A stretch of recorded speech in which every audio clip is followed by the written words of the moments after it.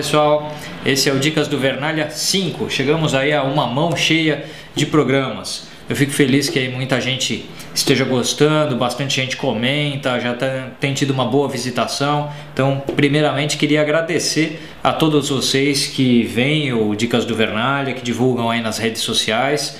É realmente muito legal ter esse retorno de vocês. Muito obrigado. Hoje a gente vai falar de discurso visual e escolha de lentes. Parece meio complicado, mas é uma coisa bastante simples na verdade. Muitas vezes a gente escolhe a lente que a gente vai usar na nossa fotografia ou no nosso vídeo pelas circunstâncias. Então, poxa, eu estou num determinado ambiente, eu preciso pegar a imagem de uma parede até a outra, aqui atrás de mim já tem uma parede, não posso recuar mais. Vou escolher a lente que abraça aquilo tudo e não vou pensar muito, ou seja, é mais uma questão geométrica, né, da necessidade de captação de imagem.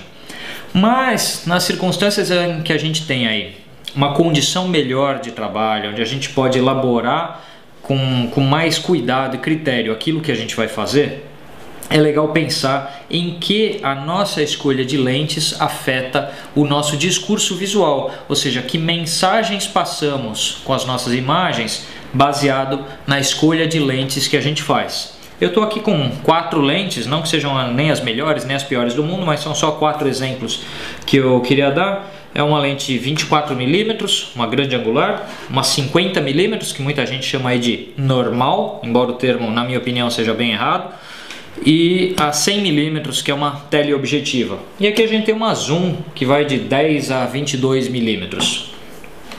Vamos começar a pensar um pouquinho, começar pela tal da normal, já que eu disse que eu acho esse termo um pouco errado. Vamos discutir um pouquinho isso aqui. O pessoal costuma dizer que é uma lente normal porque ela de alguma forma se assemelharia ao ângulo de visão, de cobertura do olho humano. Isso não é verdade, tá? Não existe uma lente que visualmente, em termos de ângulo, se assemelhe ao olho humano. Por que disso? Para começo de conversa, o ser humano tem 2 olhos, tem visão estereoscópica e visão periférica. Se a gente somar a visão periférica, a gente tem praticamente 180 graus de visão. Uma lente que dê 180 graus de abertura são as grandes angulares que a gente chama de olho de peixe. Só que se a gente olha uma imagem feita com uma olho de peixe, ela é tão distorcida que a gente percebe que isso não tem nenhum parentesco com o que a gente enxerga. Se eu pegar um olho só, desconta pegar um olho só, o ângulo vai ser aí de uns 100 a 110 graus de abertura. Poxa, eu preciso de uma lente grande angular, 20mm ou até mais curta que isso para ter esse tipo de ângulo de abertura. E também não é algo que a gente olhe uma imagem feita com uma grande angular dessa e pense, poxa, isto é exatamente como eu estou enxergando. A tal da 50mm, se a gente tentar descontar até a visão periférica que o ser humano tem, porque a gente foca num detalhe e abstrai do resto, essa visão que a gente tem tão centrada é mais estreita do que aquilo que a gente tem na 50mm. Vai, na verdade, parecer mais com uma teleobjetiva longa, com as 135 ou 200mm. Se a gente para pensar dessa forma, não existe uma lente que funcione como o olho humano. O que acontece aqui para que a gente chame isso de normal, então? Porque ela não tem o ângulo de visão do olho humano. O que acontece é a distribuição de planos.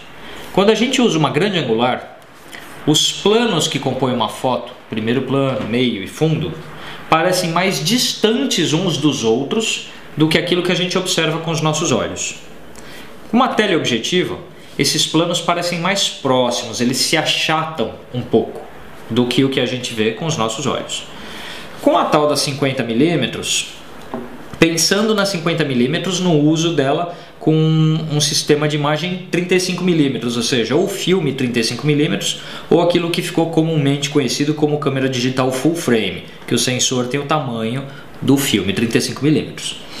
Pensando nisso, nas 50mm, nesses sistemas, a distribuição de planos, a perspectiva, a profundidade da cena é mais ou menos semelhante àquilo que a gente enxerga com os nossos olhos. Daí a gente poderia tirar, digamos assim, essa conclusão do porquê a gente chama isso de normal. Então não é pelo ângulo de abertura da lente, como muita gente diz, mas pela sensação de profundidade, de distribuição entre os planos.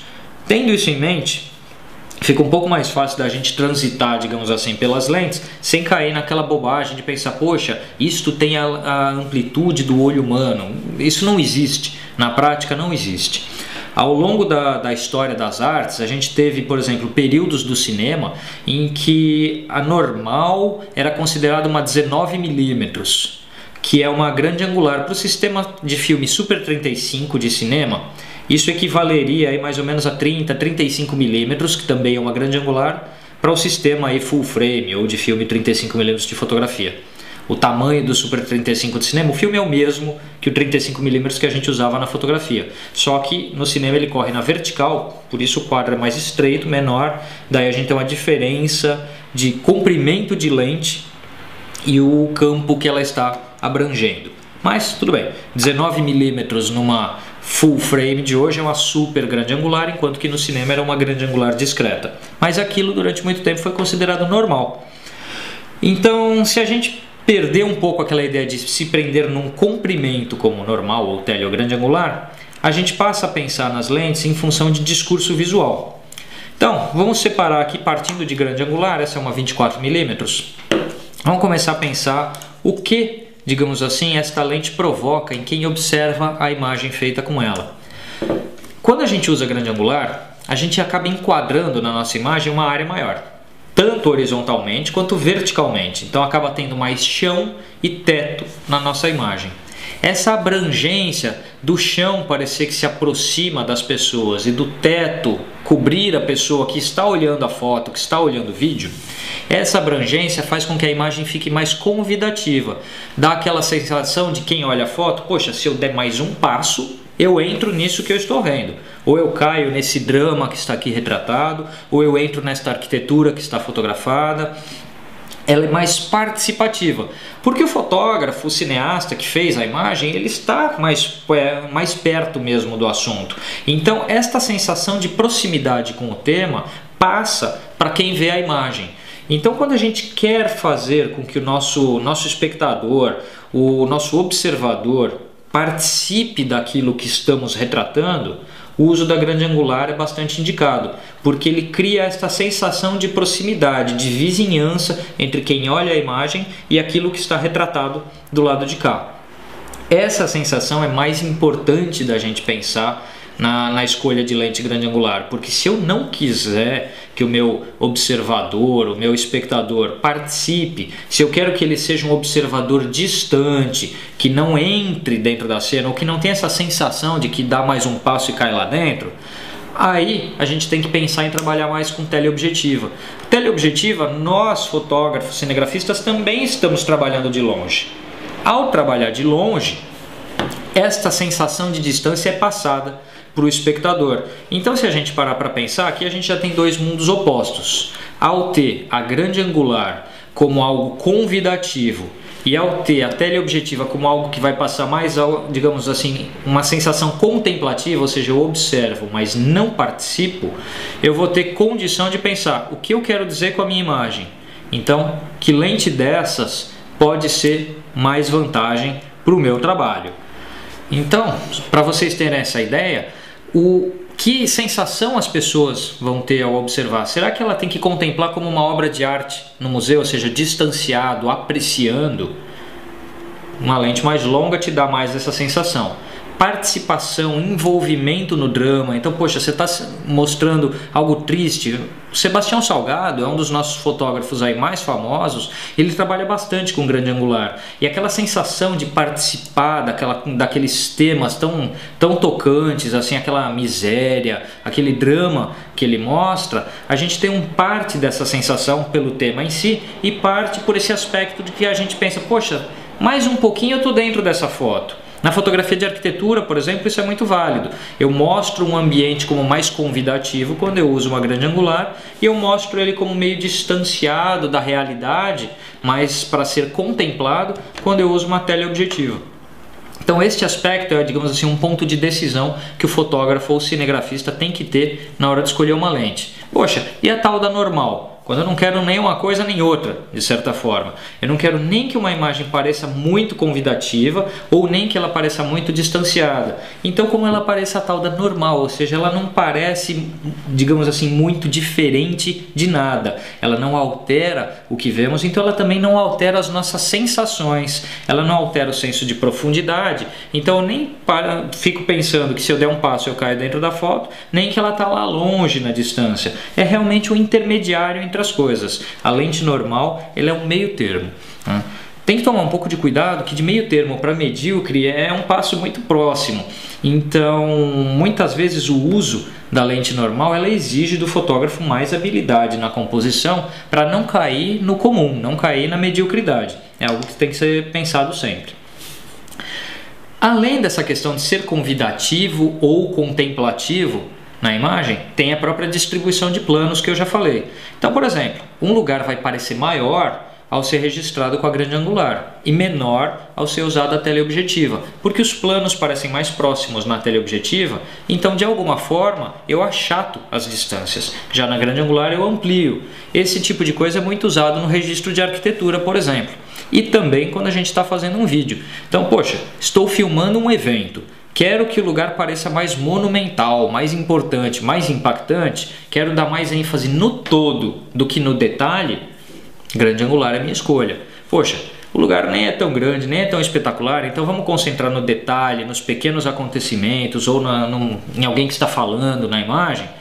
A teleobjetiva vai isolar esses fatores, ela vai fazer um recorte da realidade mais estreito e, digamos assim, quando eu não tenho algo impactante ou que eu queira trabalhar dimensões, espaços, inserção da pessoa dentro do ambiente, se eu não quero trabalhar nada disso, a teleobjetiva pode ser uma escolha mais apropriada.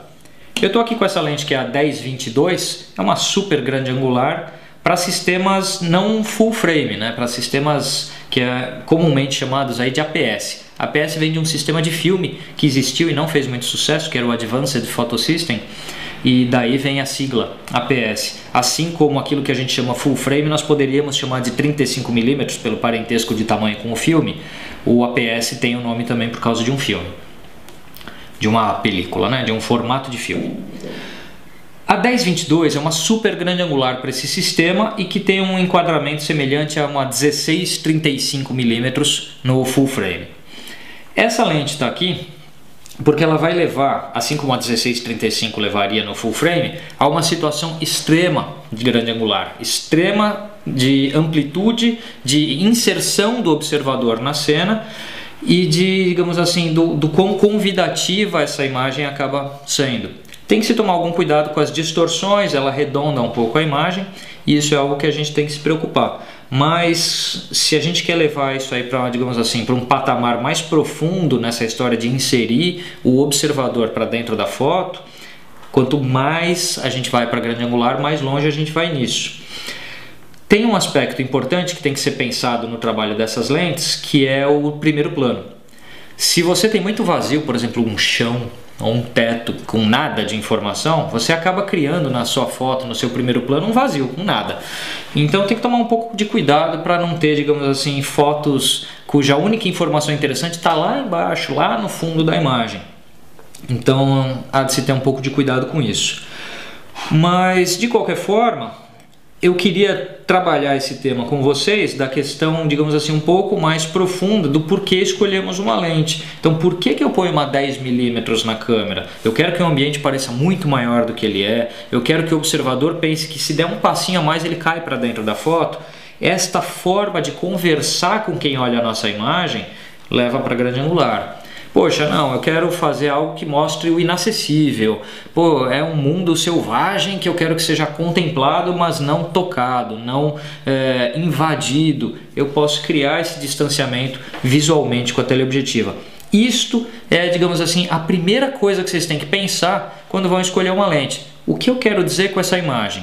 Eu quero que a pessoa participe ou não participe? Ou eu quero não causar nenhuma estranheza, nenhum raciocínio como esse usando uma lente normal? Então pensem um pouco no porquê a gente usa uma lente, além daquela história, poxa, aqui eu vou usar tal lente porque é o que cabe. Vamos pensar um pouco na construção de um discurso visual que a gente tem com a escolha de lentes. E caso vocês queiram, por exemplo, ao longo dessa fala vocês viram algumas imagens minhas aí para exemplificar esses conceitos. Se vocês quiserem conhecer um pouco mais do meu trabalho, dá uma olhada no meu site, que é o www.vernalha.com.br. Também nas mídias sociais, quem quiser trocar uma ideia por lá, eu estou no facebook.com/vernalhajr, no Twitter, twitter.com/vernalhajr, e aqui nos canais onde vocês veem aí o Dicas do Vernalha, tanto no Vimeo como no YouTube. Eu espero que vocês tenham gostado. Se vocês tiverem algum comentário, alguma dica, se quiserem sugerir um tema para o Dicas do Vernalha, fiquem à vontade aí, mandem suas mensagens, vamos trocar ideia pela internet, porque essa é a função desse programa, é propiciar aí alguma informação que de repente seja interessante para vocês e esse intercâmbio entre fotógrafos, cinegrafistas, cineastas e tudo mais. Espero que vocês tenham gostado, a gente se vê por aí no Dicas do Vernalha 6. Valeu pessoal, obrigadão!